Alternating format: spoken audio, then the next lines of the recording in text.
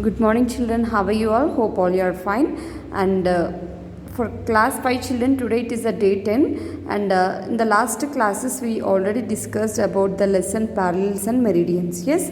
So in this class, I'm going to tell a textual reading. Yes, all of them open textbooks and read all of them read along with me. Yes, here.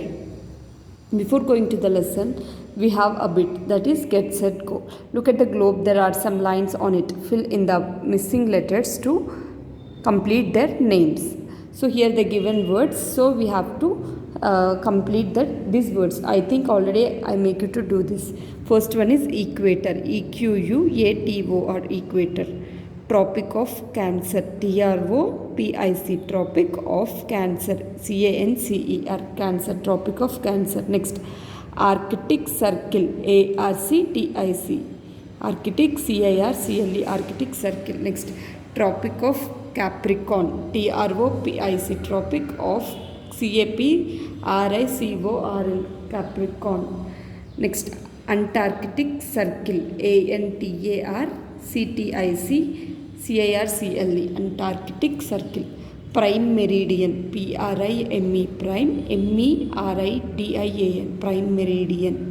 Okay, so children, all of them learn the spellings. Next, you have read that the earth is spherical in shape. To find the location of places on the earth, we need certain imaginary lines. As reference, these lines are called parallels and meridians. So to learn about the earth, earth is a spherical in shape. Yes, so to know the locations and everything on the earth, we need some imaginary lines. That imaginary lines are called to be as parallels and meridians. Parallels are also called to be as latitudes. Meridians are also called to be as longitudes. The earth rotates on its axis. It is an imaginary line. All of them underline the word axis. And parallels, PARALLELS, parallels. Meridians, MERIDIANS, meridians. Axis, the earth rotates on its axis. It is an imaginary line drawn through the center of the earth. Okay, so the end points on the axis are called poles. So the imaginary lines drawn on the circle are called to be as axis. Okay, the end points are called to be as poles. The poles that are used as two fixed points. So we have two fixed points. The two fixed points are called two poles. Okay, the point on the top is the north pole, and the one at the bottom is the south pole.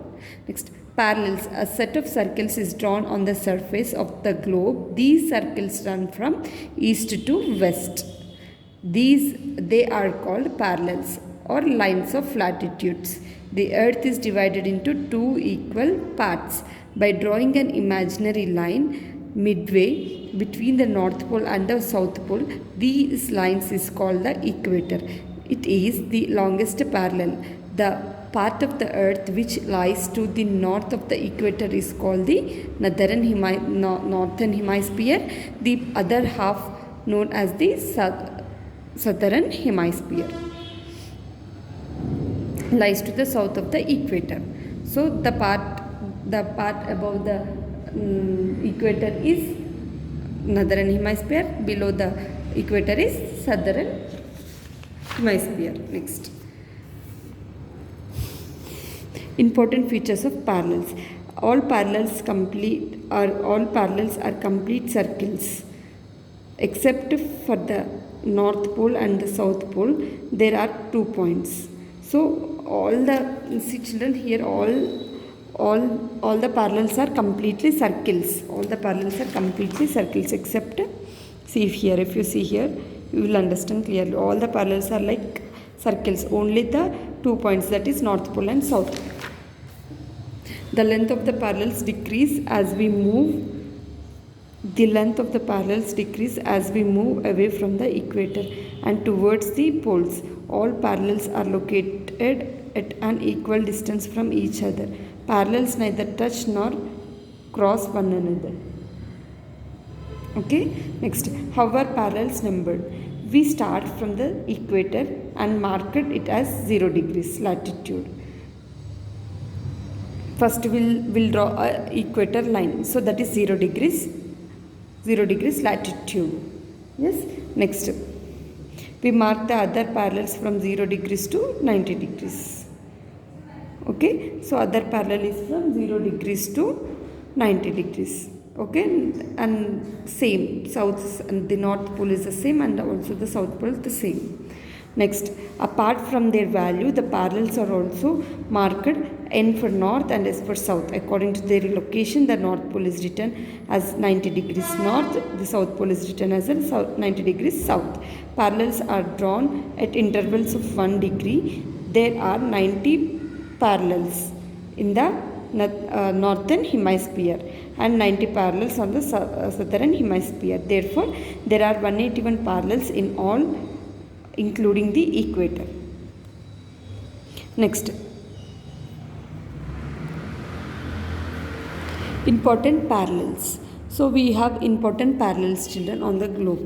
See here, other than the equator 0 degrees, the north pole 90 degrees north and the south pole 90 degrees south, there are 4 other important parallels. These are the Tropic of Cancer, that is 23.5 degrees north, Tropic of Cancer.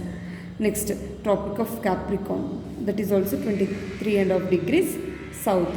Arctic Circle 66.5 degrees north, the Antarctic Circle 66.5 degrees south.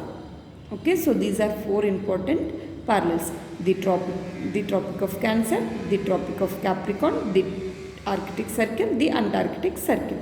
The Arctic and Antarctic circles are also called polar circles. Okay, next, meridians.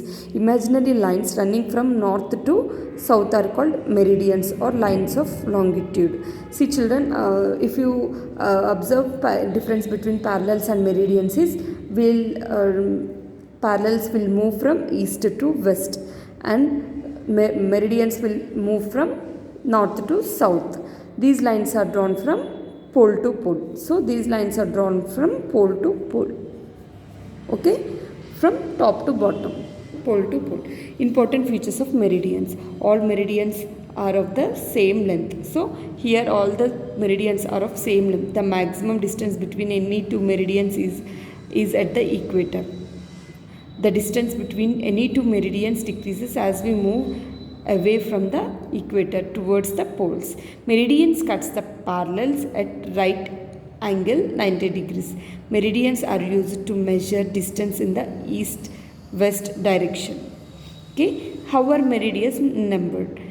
You have read that to number the parallels we start from the equator.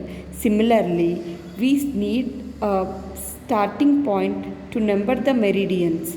In 1884, it was decided to fix Greenwich, a place near London, as the starting point for numbering meridians.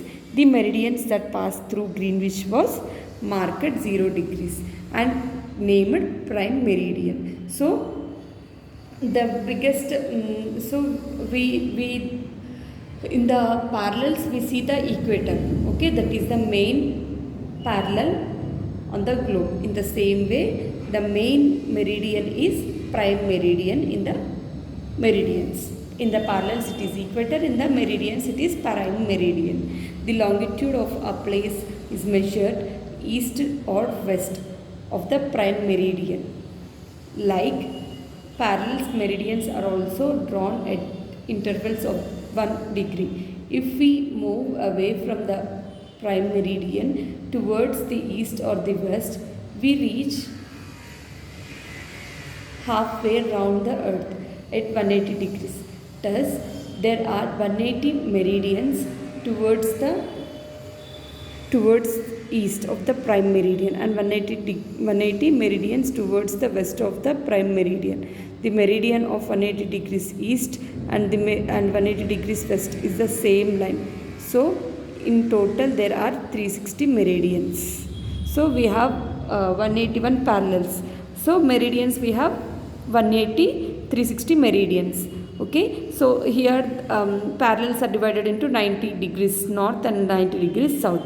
And here Meridians are divided into 180 degrees west and 180 degrees east.